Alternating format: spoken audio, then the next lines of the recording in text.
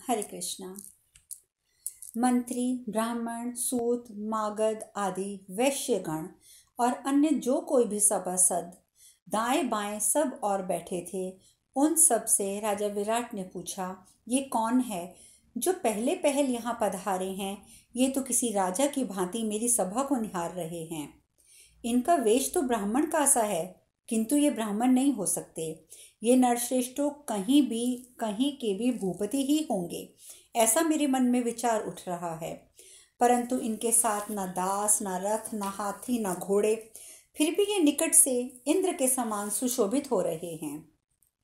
इनके शरीर के जो लक्षण दृष्टिगोचर हो रहे हैं, उनसे ये सूचित होता है कि ये मूर्धाभिषिक्त सम्राट हैं।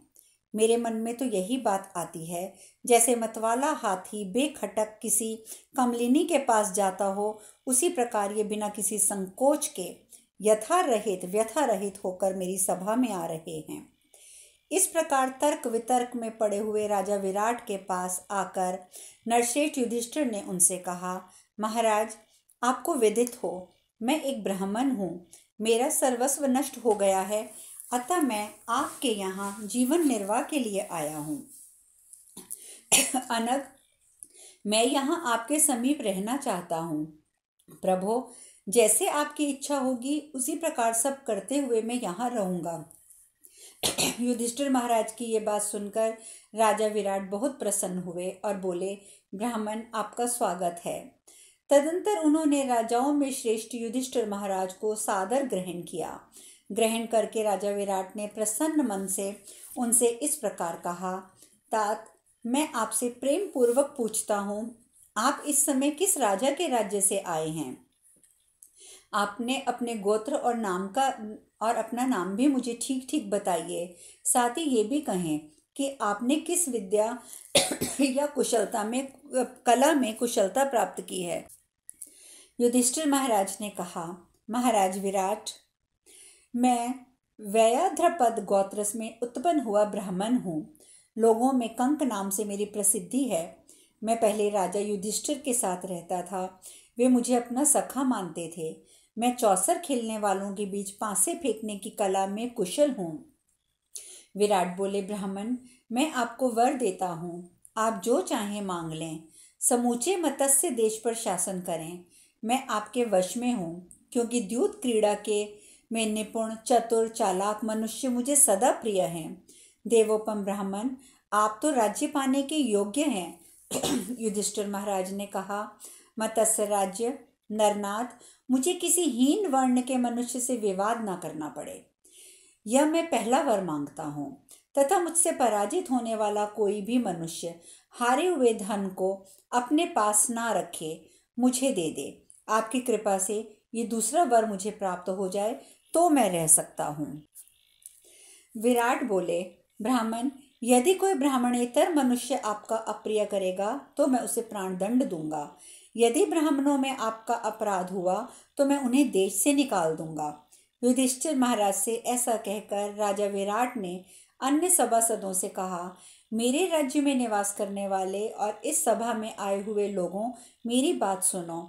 जैसे मैं इस मत्स्य देश का स्वामी हूँ, वैसे ही ये कंक भी हैं। फिर वे युधिष्ठिर महाराज से बोले, कंक, आज से आप मेरे सखा हैं।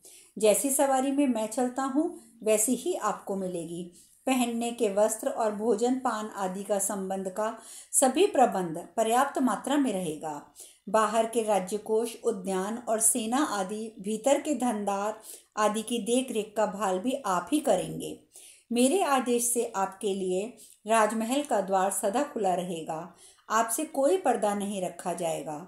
जो लोग जीविका के अभाव में कष्ट पा रहे हैं और अनुवाद के लिए अर्थात पहले से स्थायी तौर पर दिए हुए खेत और बगीचे आदि को पुनः उपयोग में लाने के निमित्त नूतन राज आज्ञा प्राप्त करने के लिए आपके पास आवें, उनसे अनुरोध पूर्ण वचन कह से आप सदा उनकी प्रार्थना मुझसे सुना सकते हैं। विश्वास रखिए, आपके कथानुसार उन याचकों को मैं सब कुछ दूंगा, इसमें संशय नहीं है। आपको मेरे पास आने या कुछ भी कहने में भयभीत होने की कोई आवश्यकता नहीं है। वैशंपायन जी कहते हैं, जन्मेजय, इस प्रकार वहां राजा युधिष्ठिर तथा मत्स्य नरेश की प्रथम भेंट हुई। जैसे भगवान विष्णु का वज्रधारी इंद्र से मिलन हुआ था, उसी प्रकार विराट नरेश का राजा युधिष्ठिर के साथ समागम हुआ। युधिष्ठिर के स्वरूप का दर्शन विराट महाराज को बहुत प्रिय लगा। जब वे आसन पर बैठ गए तो राजा विराट उन्हें एकटक निहारने लगे। उनके दर्शन से जैसे वो तृप्त ही नहीं होते थे। जैसे इंद्रदेव अपनी कांति से स्वर्ग की शोभा बढ़ाते हैं, उसी प्रकार महाराज युधिष्ठिर उस सभा को प्रकाशित कर रहे थे। धीर स्वभाव वाले नरश्रेष्ठ युधिष्ठिर उस समय राजा विराट के साथ इस प्रकार अच्छे ढंग से मिलकर और उनके द्वारा परम आदर सत्कार पाकर वहां सुखपूर्वक रहने लगे। उनका वह चरित्र किसी को मालूम नहीं हुआ। इस प्रकार विराट पर्व के अंतर्गत पांडव प्रवेश पर्व में युधिष्ठिर प्रवेश विषयक 7वां अध्याय पूर्ण हुआ। वैशंपायन जी आगे कहते हैं, जन्मेजय, तदंतर द्वितीय पांडव भयंकर बलशाली भीमसेन सिंह की मस्ती से चलते हुए राजा के दरबार में आए। वे अपने सहज तेज से प्रकाशित हो रहे थे। उन्होंने हाथ में मथानी, कड़छी और शाक काटने के लिए एक काले रंग का तीखी धार वाला छुरा ले रखा था। उनका वह छुरा टूटा फूटा ना था, ना उसके ऊपर कोई आवरण था। वे यद्यपि रसोइये के वेश में थे तो भी अपने उत्कृष्ट तेज से इस लोक को प्रकाशित करने वाले सूर्य देव की भांति सुशोभित हो रहे थे। उनके वस्त्र काले थे। उनका शरीर पर्वतराज मेरु के समान सुदृढ़ था। वे मत्स्य राज विराट के समीप आकर खड़े हो गए। अपने पास आए हुए भीमसेन को देखकर उन्हें प्रसन्न करते हुए राजा विराट मत्स्य जनपद के निवासी समागत सभासदों से बोले, सिंह के समान ऊंचे कंधों वाला और मनुष्यों में श्रेष्ठ ये जो अत्यंत रूपवान युवक दिखाई दे रहा है, ये कौन है? आज से पहले इसका कभी दर्शन नहीं हुआ है। यह वीर पुरुष सूर्य के समान तेजस्वी है। मैं बहुत सोच विचार के बाद भी इस विषय पर किसी प्रकार निश्चय नहीं कर पा रहा हूँ। यहाँ आने में इस श्रेष्ठ पुरुष का आंतरिक अभिप्राय क्या है, इस पर मैंने तर्क वितर्क किया, परंतु किसी वास्तविक परिणाम तक नहीं पहुँच पा रहा हूँ। इसे देखकर ही सोचने लगा हूँ कि ये गंधर्व राज हैं या देवराज इंद्र। मेरी दृष्टि के सामने खड़ा हुआ ये युवक कौन है, इसका पता लगाओ, और ये जो कुछ पाना चाहता है वह सभी से मिल जाना चाहिए। इसमें विलंब नहीं होना चाहिए।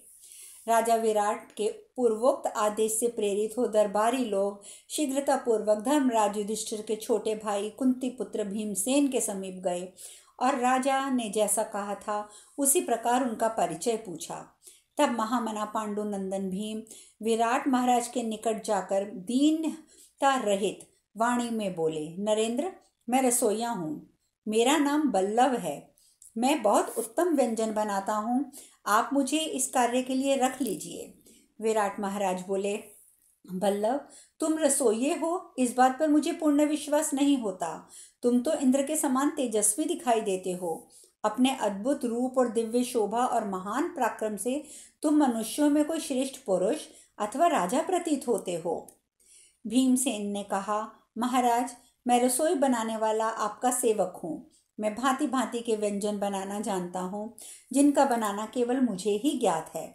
मेरे बनाए हुए व्यंजन अत्यंत उत्तम श्रेणी के होते हैं। राजन, पहले महाराज युधिष्ठिर भी उन सब प्रकार के व्यंजनों का आस्वादन कर चुके हैं। इसके सिवा शारीरिक बल में मेरी समता करने वाला और कोई नहीं है। भूपाल, मैं सदा कुश्ती लड़ने वाला पहलवान हूँ। हाथियों और सिंहों से भिड़ जाता हूँ। अनग, मैं सदा आपको प्रिय करने वाला कार्य ही करूँगा। विराट महाराज बोले, बल्लभ, मैं प्रसन्नता पूर्वक तुम्हें अभीष्ट वर देता हूँ। तुम अपने भोजन बनाने के काम में अपने आप को कुशल बताते हो, तो मेरी पाकशाला में रहकर वही करो। किंतु मैं ये कार्य तुम्हारे योग्य नहीं समझता। तुम तो समुद्र से घिरी हुई पृथ्वी पर शासन करने योग्य लगते हो। तथापि जैसी तुम्हारी रुचि है, मैंने वैसा किया है। तुम मेरी पाकशाला में अग्रणी होकर रहो। जो लोग वहाँ पहले से नियुक्त हैं, मैं तुम्हें उन सबका स्वामी बनाता हूँ। वैशंपायन जी कहते हैं, जन्मेजय, इस प्रकार भीमसेन पाकशाला में नियुक्त हो राजा विराट के अत्यंत प्रिय व्यक्ति होकर रहने लगे। उस राज्य में किसी भी मनुष्य में उनका रहस्य नहीं जाना और ना ही पाकशाला में कोई सेवक ही उन्हें पहचान सका।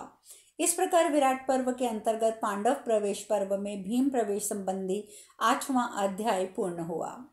वैशंपायन जी कहते हैं, जन्मेजय, तदंतर पवित्र मुस्कान वाले और कजरारे नेत्रों वाली द्रौपदी ने अपने सुंदर महीन कोमल और बड़े बड़े काले और घुंघराले केशों को चोटी गूंथकर उन मृदुल अलकों को दाहिने भाग में छिपा लिया और एक अत्यंत मलिन वस्त्र धारण करके सैनिध्री का वेश बनाए हुए वह दीन दुखियों की भांति नगर में विचरने लगी।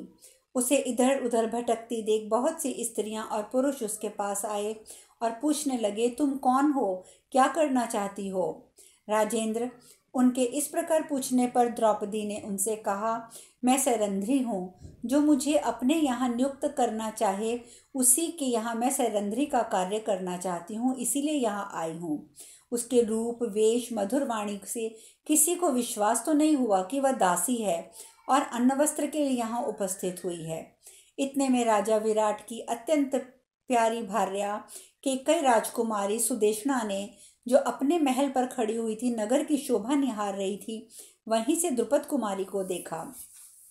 वह एक वस्त्र धारण किए थी और अनाथ सी जान पड़ती थी। ऐसे दिव्य रूप वाली तरुणी को उस अवस्था में देखकर रानी ने उसे अपने पास बुलाया और पूछा, भद्रे, तुम कौन हो और क्या करना चाहती हो? राजेंद्र, तब द्रौपदी ने रानी सुदेशना से कहा, मैं सरंध्री हूँ। जो मुझे अपने यहाँ नियुक्त करना चाहे उसके यहाँ रहकर मैं सरंध्री का कार्य करना चाहती हूँ, इसीलिए यहाँ आई हूँ। सुदेशना ने कहा, भामिनी, तुम जैसा कह रही हो उस पर विश्वास नहीं होता, क्योंकि तुम्हारे जैसी रूपवती स्त्रियां सैरंध्री दासी नहीं हुआ करती हैं। तुम तो बहुत सी दासियों और नाना प्रकार के बहुतेरे दासों को आज्ञा देने वाली रानी जैसी जान पड़ती हो। तुम्हारे गुल्फ ऊंचे नहीं हैं, दोनों जांघें परस्पर सटी हुई हैं। तुम्हारी नाभि, वाणी, बुद्धि तीनों में गंभीरता है। नाक, कान, आँख, नख, इन सभी अंगों में एक अजीब सी ऊंचाई है। हाथों और पैरों के तलवे, कानों, आँखों के कोने, होंठ, जिह्वा, नख, इन पांचों अंगों में स्वाभाविक लालिमा है। हंसों की भांति मधुर और गदगद वाणी है। तुम्हारे केश काले और चिकने हैं। अंग कांति तुम्हारी श्याम है। ऊपर कही हुई प्रत्येक विशेषता से तुम संपन्न हो। कश्मीर देश की घोड़ी के समान तुम में अनेक शुभ लक्षण हैं। तुम्हारे नेत्रों की पलकें काली और तिरछी हैं। होष्ठ पके हुए बिंब फल के समान हैं। कमर पतली है, गर्दन शंख की शोभा को छीने लेती है, नसें मांस से ढकी हुई हैं और मुख पूर्णिमा के चंद्रमा को लज्जित कर रहा है। तुम रूप में उन्हीं लक्ष्मी के समान हो जिनके नेत्र शरद ऋतु में विकसित कमल दल के समान विशाल हैं, जिनके अंगों में शरतकालीन कमल की से सुगंध फैली रहती है और जो शरद ऋतु के कमलों का सेवन करती हैं। कल्याणी, बताओ, तुम वास्तव में कौन हो? दासी तो तुम किसी प्रकार की नहीं लगती हो। तुम यक्षी हो या देवी हो, गंधर्व कन्या हो या अप्सरा हो, देव कन्या हो या नाग कन्या हो, अथवा इस नगर की अधिष्ठात्री देवी तो नहीं हो। विद्याधरी, किन्नरी और साक्षात चंद्रदेव की पत्नी रोहिणी तो नहीं हो। तुम अलम्बुषा, मिश्रकेणी, पुंडरीक अथवा मालिनी नाम की अप्सरा तो नहीं हो। क्या तुम इंद्राणी, वारुणी देवी, विश्वकर्मा की पत्नी अथवा प्रजापति ब्रह्मा की शक्ति सावित्री तो नहीं हो। शुभे, देवताओं के यहाँ जो प्रसिद्ध देवियां हैं उनमें से तुम कौन हो? द्रौपदी बोली, रानी जी, मैं ना तो देवी हूँ, ना गंधर्वी, ना असुर पत्नी, ना राक्षसी। मैं तो सेवा करने वाली सैरंध्री हूँ। यह मैं आपसे सच सच कह रही हूँ। मैं केशों का श्रृंगार करना जानती हूँ। उपचन या अंगराज बहुत अच्छा पीस लेती हूँ। शुभे, मैं मल्लिका, उत्पल, कमल और चंपा आदि फूलों के बहुत सुंदर और विचित्र हार भी गूंथ सकती हूँ। पहले मैं श्री कृष्ण की प्यारी रानी सत्यभामा तथा कुरुकुल की एकमात्र सुंदर पांडवों की धर्मपत्नी द्रौपदी की सेवा में रह चुकी हूँ। मैं भिन्न भिन्न स्थानों में सेवा करके उत्तम भोजन पाती हूँ, विचरती हूँ। मुझे जितने वस्त्र मिल जाते हैं उतने में मैं प्रसन्न रहती हूँ। स्वयं देवी द्रौपदी ने मेरा नाम मालिनी रख दिया था। देवी सुदेशना, आज वही मैं सैरंध्री आपके महल में आई हूँ। सुदेशना ने कहा, सुंदरी, यदि मेरे मन में संदेह न होता तो मैं तुम्हें अपने सिर माथे पर रख लेती। यदि राजा तुम्हें चाहने ना लगे, संपूर्ण चित्त से तुम पर आसक्त ना हो जाएं, तो तुम्हें रखने में मुझे कोई आपत्ति नहीं होगी। इस राजकुल में जितनी स्त्रियां हैं तथा मेरे महल में जो भी ये सुंदरियां हैं, वे सब की सब एकटक तुम्हारी ओर निहार रही हैं। फिर पुरुष ऐसा कौन होगा जिसे तुम मोहित ना कर सको? देखो, मेरे भवन में ये जो वृक्ष खड़े हैं, वे भी तुम्हें देखने के लिए मानो झुके से पड़े हैं। फिर पुरुष ऐसा कौन होगा जिसे तुम मोहित ना कर लो? सुंदर नितंबों वाली सुंदरी, तुम्हारे संपूर्ण अंग सुंदर हैं। राजा विराट तुम्हारा ये दिव्य रूप देखते ही मुझे छोड़कर संपूर्ण चित्त से तुम्हारी ओर ही आसक्त हो जाएंगे, यही मुझे लगता है। जिस पुरुष की ओर तुम ध्यान से देखो लोगी, वही काम के अधीन हो जाएगा, ये मैं तुम्हें देखकर कह सकती हूँ। शुभांगी, चारुहासिनी, इस प्रकार जो पुरुष प्रतिदिन तुम्हें देखेगा, वह भी कामदेव के वशीभूत तो हो ही जाएगा। शुभ्रे, जैसे कोई मूर्ख मनुष्य आत्महत्या के लिए वृक्षों पर चढ़े, उसी प्रकार राजमहल में या अपने घर में तुम्हें रखना मेरे लिए अनिष्टकारी हो सकता है। शुचिस्मिते, जैसे केकड़ों की मादा अपनी मृत्यु के लिए ही गर्भ धारण करती है, उसी प्रकार तुम्हें इस घर में ठहरना मैं अपने लिए मरण के तुल्य मानती हूँ। यह सब सुनकर द्रौपदी बोली, भामिनी, मुझे राजा विराट या दूसरे कोई पुरुष कभी नहीं पा सकता। 5 तरुण गंधर्व मेरे पति हैं। वे सब किसी महान शक्तिशाली गंधर्वराज के पुत्र हैं। वे ही मेरी प्रतिदिन रक्षा करते हैं और मैं स्वयं भी दुर्घष हूँ। जो मुझे झूठा अन्न नहीं देता, जो मुझसे अपने पैर नहीं धुलवाता, उसके उस व्यवहार से मेरे पति गंधर्व लोक में रहकर प्रसन्न हो जाते हैं। परंतु जो पुरुष मुझे अन्य प्राकृत स्त्रियों के समान समझकर बलपूर्वक प्राप्त करना चाहता है, उसका उसी रात में परलोकवास भी हो जाता है। अतः कल्याणी, मुझे कोई भी सतित्व से विचलित नहीं कर सकता। शुचिस्मिते, यद्यपि मेरे पति गंधर्वगण इस समय दुख में पड़े हैं, तथापि वे बड़े बलवान हैं और गुप्त रूप से सदा मेरी रक्षा करते रहते हैं। यह सुनकर सुदेशना ने कहा, आनंददायी सुंदरी, यदि ऐसा है तो मैं जैसे तुम्हारी इच्छा है उसके अनुसार तुम्हें अवश्य अपने घर में ठहराऊंगी। तुम्हें किसी का पैर या जूठन नहीं छूने पड़ेंगे। शेष कथा कल। हरे कृष्णा। कल हरे कृष्णा। कल हरे कृष्णा।